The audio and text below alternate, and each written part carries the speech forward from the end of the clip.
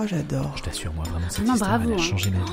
En Essonne. Mais ça change tout Mais ça. c'est où l'Essonne déjà? J'aurais jamais imaginé. Ah ouais. J'y crois pas. C'est génial ce que tu racontes. Tout ça, en Essonne. Bonjour les amis et bienvenue à ce podcast qui vous aide à captiver votre auditoire avec assurance et élégance. Vous voyez ces dîners où certains dégainent des anecdotes XXL sur leur voyage au bout du monde, pendant qu'un type raconte sa nuit sous les étoiles en Mongolie, dans une yourte prêtée par un moine bouddhiste évidemment? Pas de panique, respirez un grand coup, bienvenue dans Briller à tous vos dîners. Je m'appelle Harry et je suis coach en éloquence de salon. Avec mes techniques et les anecdotes croustillantes de Victoire, notre géotrouve-tout des histoires insolites, vous allez devenir la star incontestée de vos soirées. Aujourd'hui, une auditrice angoissée nous a laissé un message. Salut l'équipe, moi c'est Nora de Saint-Yon. Bon, ce soir j'ai un dîner avec des potes, genre les vrais baroudeurs. Ils ont vu la Birmanie, fait le Machu Picchu en moonwalk, et ils lâchent des trucs du style « Oui, en Bolivie t'as pas vraiment vécu, si t'as pas dormi chez l'habitant ». Voilà, alors moi j'ai fait 3 nuits à 7 et un EasyJet pour Porto, donc je me dis que je vais passer pour la pantouflarde de la table. Si vous avez une arme anti-ennui, je prends. Ah, le bon vieux concours du passeport le plus tamponné. Nora, t'inquiète pas. Ce qu'il te faut, c'est pas plus de kilomètres. C'est un autre regard, une meilleure focale. Et pour ça, on va utiliser une technique imparable, la lentille de Casanova. Brillez à tous vos dîners.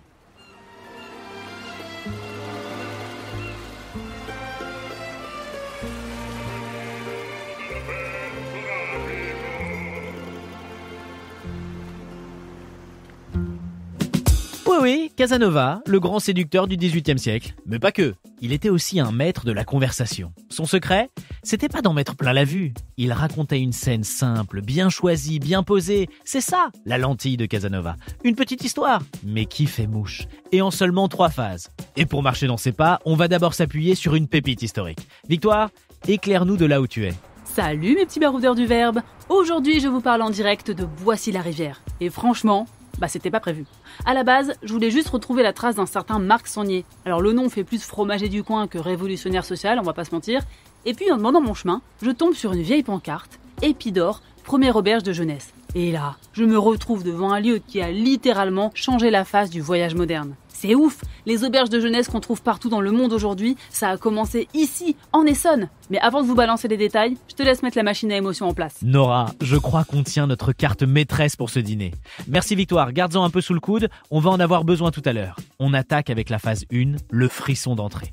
Bon, tu les laisses parler de leur voyage en van jusqu'à Katmandou, tu souris, et là tu balances tranquille. Moi, j'ai jamais mis les pieds au Machu Picchu. Mais je me souviens d'un week-end dans le sud de la France, une auberge de jeunesse paumée, 3 Hollandais, une fille d'Annecy, un gars qui avait raté son bus. Personne ne se connaissait, mais à 23h, on était tous à table à se raconter nos vies en 3 langues et demie. C'était pas Instagrammable, mais c'était vrai. Et c'est pas un hasard si c'était une auberge de jeunesse. C'est fait pour ça, non? Et là, il y en a toujours un tas pour dire « Ah oui, mais moi j'ai vécu ça au Guatemala ». Et c'est là que tu rebondis. C'est marrant parce que ce genre de lieu, ça a été inventé pas très loin d'ici. Et là, silence. Tu les tiens. Tu balades ton regard, tu laisses monter les faits. C'est à ce moment précis que tu entames la phase 2, la graine du doute. Tu reprends, plus posé, en donnant à ton histoire un peu plus de saveur. Victoire, tu peux nous donner du grain à moudre, s'il te plaît? Et ben là, pile maintenant, c'est le moment de sortir Marc Sangnier, un chic type. En 1929, après la Première Guerre mondiale, il se dit que les jeunes, faudrait qu'ils apprennent à se connaître, qu'ils se comprennent. Sinon, ça va recommencer. Plutôt cool comme projet, non? Son idée, un lieu où ils dorment sous le même toit et mangent à la même table. Pas un hôtel, hein.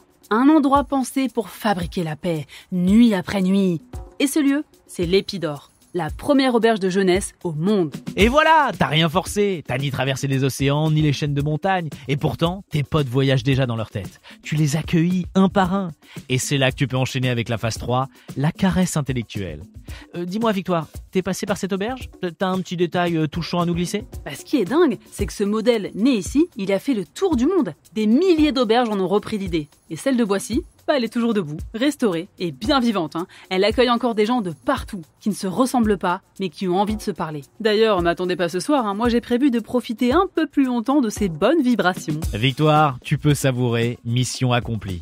Nora, maintenant t'as plus qu'à conclure. Doucement, pas d'ironie, juste un petit sourire dans la voix, du style « Alors oui, j'ai peut-être pas vu le Népal, mais j'ai partagé une soupe un peu trop salée avec quelqu'un que je connaissais pas la veille. Et je me dis que parfois, ce sont pas les kilomètres qui font la rencontre, c'est l'intention du lieu. Et si tes amis sont normalement constitués, ils vont fondre comme neige au soleil. Alors souvenez-vous, une bonne histoire, bien racontée, ça vaut 1000 tampons sur un passeport. » Sur ce, merci à Victoire pour nous avoir encore une fois déniché une pépite et on se retrouve très vite en Essonne pour un nouvel épisode de Briller à tous vos dîners. Et d'ici là, n'oubliez pas, même assis à une table dressée au fin fond des ténèbres, il y a toujours le moyen de briller.